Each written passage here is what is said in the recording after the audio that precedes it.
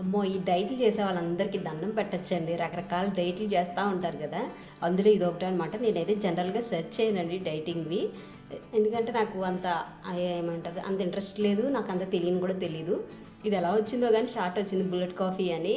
సరే ఎలా ఉంటదో అని ట్రై చేశానండి. అస్సల చేదు కషాయం అండి. ఇది తాగే వాళ్ళకి నిజంగా దండం పెట్టొచ్చండి. హాయ్ అండి! అందరూ ఎలా ఉన్నారు? Welcome back to my channel. ఇదైతే నేను అస్సలు తాగలేకపోయానండి. చేదు కషాయం అనమాట. అందుకని కాఫీ గురించి వదిలేసాను ఈరోజు మొత్తం. కాఫీ సంగతి తర్వాత చూద్దాంలే అని మేము వాకింగ్కి వెళ్తామండి డైలీ. అప్పుడు ఇలా కొండపిండి ఆకాన్ని అమ్ముతున్నారనమాట. సరే అని తీసుకున్నాను. ఇది ఎలా గుర్తుపట్టాలంటే దానికి చిన్న చిన్నగా వైట్వి ఫ్లవర్స్ ఉంటాయన్నమాట. అవి కూడా వండుకుని తినచ్చు అంటండి. నేను ఇది కలగూరగంపాడి దాంట్లో చూస్ చేస్తున్నాను అనమాట. అంటే సేమ్ అట్లా చేయట్లేదు, కొంచెం తీసుకుని చేస్తున్నాను అనమాట. నాకు తెలిసిన దాన్ని బట్టి ఎలా వేస్తే బాగుంటుందో అన్నట్టు చూసి చేస్తున్నాను అనమాట.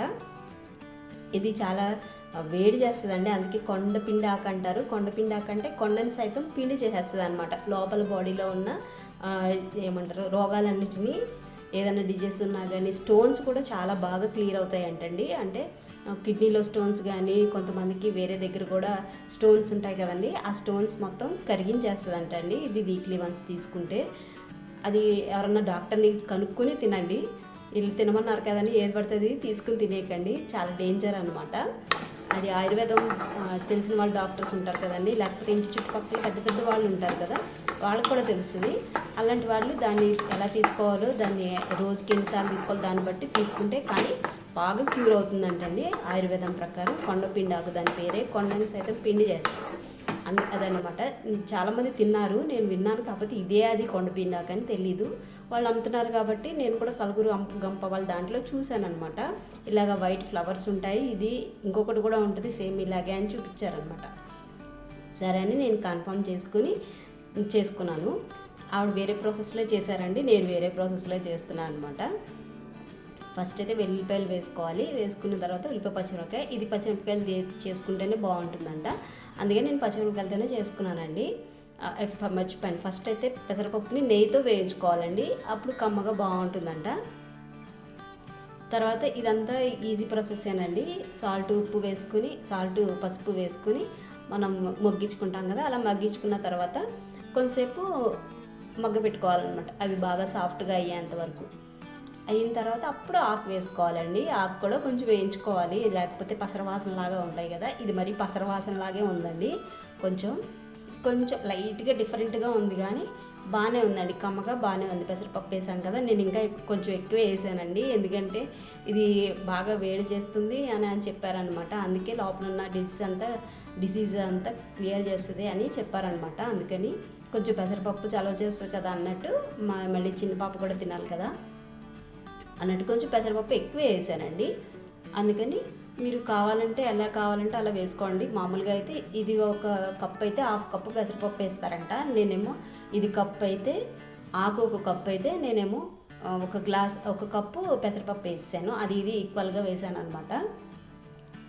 అవి రెండు పెసరపప్పు కూడా వేయించి మంచిగా కమ్మగా వేయించిన తర్వాత ఆ పప్పు కొంచెం మునిగే అంతా నేను నీళ్ళు పోసానండి. అది కొంచెం పొడి కూర కాకుండా ముద్ద కూరలాగా ఉండాలన్నమాట మనకి. అందుకని నీళ్ళు పోసిన తర్వాత వెప్పర్ అయిపోయిన తర్వాత దీనికి ఇంకేం మసాలా ఏం వేయక్కర్లేదండి. కావాలంటే అల్లం వెల్లుల్లి పేస్ట్ వేసుకోవచ్చు, కానీ నాకు పప్పు వేసినప్పుడు అల్లం వెల్లుల్లి పేస్ట్ ఇష్టం ఉండదు అనమాట, ఆ ఫ్లేవర్. అందుకని వేయట్లేదు. టేస్ట్ అయితే సేమ్ అన్ని ఆకుకూరలాగే ఉందండి, పెద్ద డిఫరెంట్ ఏం లేదు. లైట్గా ఎక్కడో తెలుస్తుంది అనమాట అది ఫ్లేవరు, అంతేనండి. టేస్ట్ అయితే చాలా బాగుంది. నేను ఇలాగ పప్పు ఏమన్నా తినాలి అన్నప్పుడు ఏమన్నా కానీ, అంటే పచ్చడి కానీ, ఆవకాయ పచ్చడి కానీ, వడియాలు కానీ ఏమన్నా అంచుకుండాలన్నమాట సైడ్. అలా ఉంటే నాకు తినాలనిపిస్తుంది, లేకపోతే అసలు తినాలనిపించదండి. ఇంకా మా అమ్మాయికి కొంచెం పెట్టి నేను కొంచెం తిన్నాను అనమాట, ఇష్టంగానే తిన్నది. అన్నం తినేటప్పుడు అప్పలేం చేస్తుంది. అవునా? ఎవరు ముందు ఫాస్ట్గా అన్నం తినేస్తారో వాళ్ళకే ఇస్తాయి. అవునా? Super chicken pakodi. అన్నీ చికెన్ పకోడీలవే, వడలవే, అప్పడాలవే. మా బాబుకి ఇంకా ఆడుకునే వాళ్ళు ఎవరు లేరు కదండి, నాతోనే ఆడుకుంటుంది అనమాట. ఎప్పుడైనా కానీ ఇంకా అలా ఎంకరేజ్ చేస్తూ ఉంటాను, లేకపోతే మన మాట వినరు కదండి వాళ్ళు. వాళ్ళతో పాటు కలిసి ఆడుకుంటేనే మన మాట ఒక 100లో ఒక మాట అన్నా వింటారనమాట. అలానే అన్ని మాటలు ఏం వినర్లేండి. ఇంకా సాయంత్రం ఎప్పుడో మళ్ళీ నేను గీ కాఫీ తాగాను, అంటే పాలు పోసుకుని తాగానండి.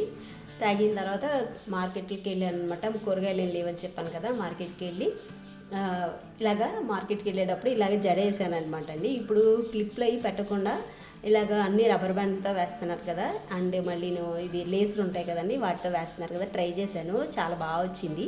నాకైతే ఇది బాగా నచ్చిందండి. ఎందుకంటే ఎక్కువ తలనిండా క్లిప్పులు కానీ ఇంకా రకరకాల డెకరేషన్ ఐటమ్స్ ఉంటాయి కదండి, గుచ్చుకునేవి, తలకి గుచ్చుకునేవి, అవేం లేకుండా ఇది చాలా బాగా అనిపించిందండి నాకు. ఎందుకంటే వీళ్ళు ఎప్పుడైనా ఫంక్షన్లో వాటికి వెళ్ళినప్పుడు మనం ఇలాగ రెడీ చేసామనుకోండి, క్లిప్లు అయ్యి పెడతాం కదా, అలాగే పడుకున్నా కానీ చాలా మెత్తగా ఉంటుంది అనమాట తల మొత్తం. అలాగే తలకి గుచ్చుకోవాలన్నమాట. నాకైతే ఇది నచ్చింది. ఎవరికైనా కావాలంటే ట్రై చేయండి. ఇంకా అక్కడి నుంచి వచ్చిన తర్వాత మళ్ళీ వాకింగ్కి వెళ్ళామండి. రోజు వాకింగ్కి వెళ్తాం అనమాట. ఇంకా ఇలా పునుగులు ఒకరోజు తిన్నది బాగున్నాయని ఈరోజు కూడా ఇప్పించమన్నది, కానీ ఈ రోజు అస్సలు బాగాలేదండి. బోల్డంత కారం వేస్తారు, అవి కూడా చాలా గట్టి రాళ్ళలా ఉన్నాయన్నమాట. అస్సలు తినలేదు, అలా వదిలేసింది. మేము వాకింగ్కి వెళ్ళి అవి కూడా తినేసి వచ్చామన్నమాట. ఎవరైనా తినేసి వస్తారండి. ఇదేనండి వాటి వీడియో. ఉంటానండి. Take care and bye bye.